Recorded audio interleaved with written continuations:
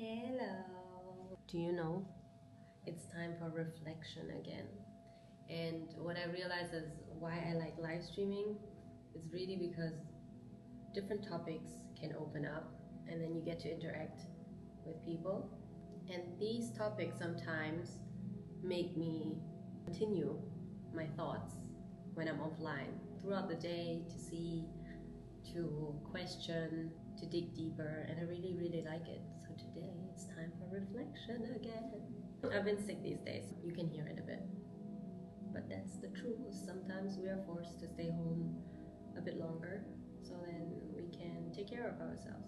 But the topic, I would say, I made notes even today. It's soul colors, a connection, and then it's just my perspective of love.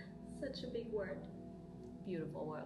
I had someone coming to my stream sharing with me the soul color that they see in me or of me, starting from blue, going to green, gold, and white in this order. And for me it was super interesting because I believe in aura, I believe in energy, but I never really looked into it. Who doesn't like to know more about oneself, right? Of course I did my researches, and a lot of the description resonates to who I am, how I feel, and what I do, and what I've been through in this way. Green is your heart is opened, healing, and full of compassion. Healing, yes, I've grown a lot when I reflect from the past few years how much I have changed. I can agree, and I see that as well, that this love that I feel now, it grew from time, the way how I have changed. Green says my core, that's my core, where I lead from. You love the world and you feel it deeply. I do feel deeply, and the love that I want to share makes sense. Blue says you live in truth, expression, and calm. Your presence communicates peace even without words. Do I give you a sense of peace? I think so. I like my presence. Who doesn't like their own presence? But I think it is peaceful, I believe. The next color is gold, where the description would say that it carries integrity and some spiritual wisdom. Yes, I say that's the norm for me, how I would like to live my life. And it just says that the compass points towards a higher calling, which I feel like I want to give something back and share more of my gratitude for this life. And yeah, it works with the description. And white stands for purity, surrender, and spiritual perfection. I always like to say that I want to lead a life of spiritual perfection, which is to focus on growing and becoming better every day, growing as a person. And my path is really like, I want to cleanse my karma, completing cycles, and that's what I like to do. What happens with this conversation is the person is very sincere with their feelings, how they perceive me, and this is very flattering for me, and I'm very grateful that they see me in this light. And when people feel drawn to me, I treated their feelings with a lot of respect, but then I was wondering, how do I genuinely navigate through these situations? Because I feel, how would you call it? Sometimes you just vibe with people, you feel connected, but it's not on a romantic sense for me. If it's not there, it's not there. But it's different. I was digging deeper. Thank God we live in a time where there is AI to explore our thoughts better, to find the right words and explanation. That's what we were doing in these hours and days. If I don't feel it, I don't feel it. When someone tells me they like me, I respect that. But I always wonder, what would it feel like when I embrace deeper love? And love for me, I feel like it's a decision that you decide to receive, but also decide to give. It goes both ways. It's a choice, right? If I don't feel it, I don't feel it. All I feel is respect, gratitude, and to feel flattered. The question is, being easily compatible means you are adaptable, intuitive, and able to tune in others' energies. That's a gift, but it can also become a mask if you are not conscious. So my true self might not be the one who's compatible with everyone, and that might be the one who feels free to be incompatible when that protects your peace and purpose. Wait, what? Your true self might not be the one who's compatible with everyone. It might be the one who feels free to be incompatible when that protects your peace and purpose. Ooh, interesting.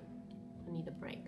For me, what I ask myself is always, I'm very easy compatible with others, but then the question is it my true self? Because I'm adaptable, intuitive, and then I can tune into others' energies, it becomes also a mask. And if we're not conscious about it, then the question is it our true self or not? Because maybe our true self is not compatible with everyone. And that's what I'm very careful about. The way I am right now is I feel this abundant love that I feel for myself, for my loved ones, for my family, for the people around me, for the world. I'm at peace with this love. And this love feels so vast and abundant. It's just there. I grew up with spiritual teachings, right? Where romantic relationships are karmic classrooms. Being a husband or wife is not just about companionship, but it's often about working through deeply rooted karmic lessons. The idea of like being lovey-dovey is very cute, but it also comes with a price. And for me, I see it clearly. Love isn't just pleasure, but it's also transformation. And I wouldn't call it fear. I don't fear love, but I would say I have huge respect for love. And I understand the cost of attachment that comes with it. But then I was asking myself the question as well, do I trust myself? Will I be able to handle it? That my trust in myself is bigger than this fear if I decide for love? And the answer would be yes, but there is always a but. There are two things that I believe. One, if something is karmically destined, if it's meant to be, it will be. So there is no escape. There is something to pay, you gotta pay. And romance can bring this joy and companionship and healing. I understand that too. But we do have a free will. So we can choose not to create extra karma. Which means if it's not meant to be, but you want to, the universe will never say no to you.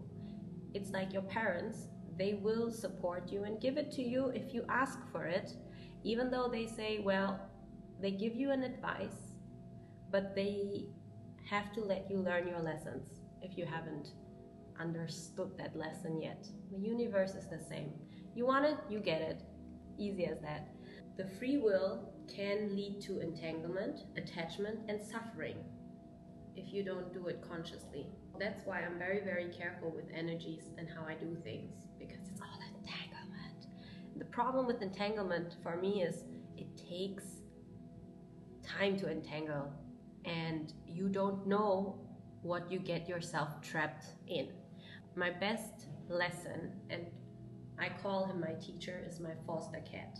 I said, well, I'm capable, I'm home, I have a job, I can take care of myself. Sweet being that is not needing so much, right?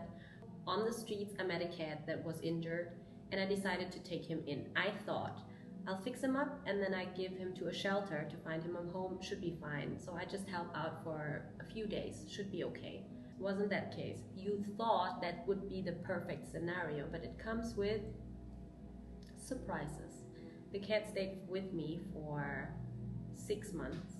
The financial pressure that I got during this time, of course I was able to pay the bills because because I'm capable. I knew I was capable of taking care of a mini living being, but I didn't know that it was so expensive to fix him up. But I made that decision, so I have to stick to my words. I had to push through, and thank God there were a lot of donations. We fixed him up, he got healthy, he could keep all his legs, and lucky me, I found him a home. Because now, if I wouldn't have managed to find him a home, for sure I would have kept him. Why? Because I made the decision to bring him home, to take care of him. I cannot just dump him. That's a decision you make, and you have to take responsibility about it, right? Even though when I took him in, I told myself already to not be too attached to him, that I will give him away no matter what. If not, my second option, I told myself as well, I will only fix him up so he can be healthy enough to take care of himself on the streets, but I cannot keep him as in when I took him in. But of course, you're soft-hearted, you would not really want to put him back on the streets. It's not fair, not nice. That's my teacher and my lesson. So forever, I will remember this lesson. Not that it was traumatizing, but it just showed me even more what I want and what I don't want. And the grass is always greener on the other side. We heard it all the time. There must be a reason why there is this saying. Same goes with, only because you're capable of doing something doesn't mean that you have to. That's what it is for me when I talk about entanglement. And these two truths, destiny and choice, it's not that I'm avoiding love, but I am walking with discernment. That's the word that ChatGPT chose about this energetic entanglement. My real concern is really like the bonds that connect people deeply on an emotional, mental, and etheric level. It's like you share the aura, you share the emotional bodies, and you share the karma as well. It can be a beautiful path when it's aligned and supportive, but then it can be also very draining and distracting if it's misaligned. And it always depends on the soul, and it depends as well if you carry your own light or not, or if you depend on someone's light. That's why you better be your shining light, so you don't depend on anyone, and then you are just supporting each other. This is intuitively why I refrain from just jumping into experiences, because if I don't feel it, I don't feel it. Of course, there's always the curiosity between fun and freedom. Well, the idea of being in a romantic relationship sounds nice and fun, but then it scares me in a way because I know that we have to pay a price for it. How in medication, whatever medication to take, they always have in the description that there are risk and side effects. You don't know what type of side effects. That's how I see it. I am drawn to the idea of love, but I also sense the commitment it brings, the karmic weaving, blending, and emotional testing. And I guess my higher self is telling me that I don't really fear love, but I also won't let it take me off my spiritual path. And sometimes I wonder as well, would I be mature enough for love if I choose to? And the answer would be yes. I am capable to love, but I just have a lot of respect, so I don't want to if I don't feel very sure about it. And of course I know you can say, oh, you will never be sure about it. Yes, maybe. But if there is nothing, then if I feel differently, then it is what it is. And I won't blind myself, or I won't convince myself otherwise. Earlier I was talking about the spiritual perfection, right? For me, spiritual perfection doesn't mean being flawless, but it means to walk in truth, clearing karma, and living with intention. And I really choose to not add unnecessarily lessons to my path. I try so hard, but when I speak to the universe, I ask and hope that they give me the clarity to see what bullet to dodge. I really ask the universe, please help me have the clarity to dodge bullets. If I don't really have to take it, please don't let me take it. And this is how I speak to the universe. And I think since childhood I would understand these teachings. Well, I don't think so, but I know that if I want to, the universe will give me. It's always a choice. And who I am right now is someone that leads with truth and heart, loves fully but not blindly, trusts the divine timing, honors peace over external excitement, and respects connection but protects my soul's integrity. Love it. I'm so grateful for these notes, and then I let, of course, AI structure my thoughts better so I can just read it out loud to you. Whenever I encounter someone feeling very drawn to me, I feel very grateful for the recognition. I'm also very honored, but I have this clarity. And normally my simple path is just that I just wish everyone to find the love or see the love that I have realized for myself, that we can have this love for ourselves and then it just radiates out to everything around us. That's where I'm at. And what do I realize for myself is that I've always wondered why I rarely feel drawn romantically to anyone. And maybe there's a little crush here and then a bit of admiration there, but never in the sense of this is my person. Because I care very deeply for people, and I believe that I would care for my partner the same way, through presence and not possession. And for me, this passionate love isn't something that we chase. It's more like something that comes as an extension for the deeper connection. But the love that I feel already for myself and for the people around me, that's the foundation. And now, after this conversation, I also understand why I've always been so reserved. Because I like to keep my distance, not because of coldness, but because I have this clarity and I respect the love and interest of others that they show me. But genuine way for me to give in return is gratitude and distance. Because I know myself, I'm adaptable and I make other people feel very comfortable, but I never want to create any misunderstandings. What I offer is most of the time my sincere friendship, and that is in its own my quiet way of love. And I think the highest love that I can show is respect, the way how I treat them. And that's how it is. Oh, I really like it. I really wonder how this video will turn out, because I've been reading out a lot from this summary, because of course I had to dump all my thoughts in here, and then I let ChatGPT organize it for me and then dig deeper, because of course I asked my questions, why I am the way I am and why do I feel this way. But it brings so much clarity of who I am and why I do the things I do. That's why I have the tendency of not, what's the expression of it? I'm very hesitant about flirting, and it's just because I know what it can lead to. It leads to heartbreak. Because if I want to, I would pick up boyfriends like flowers. That's how I see it. Because I like flowers and it's so easy. But every living being has their energy and we shall not hurt them. So we leave them on the tree, on the grass, and let them live, right? But yeah, that's how I see it. For someone that is so easy adaptable, it's also easy to manipulate. And I don't want that. That's why you will always see me with an arm's length.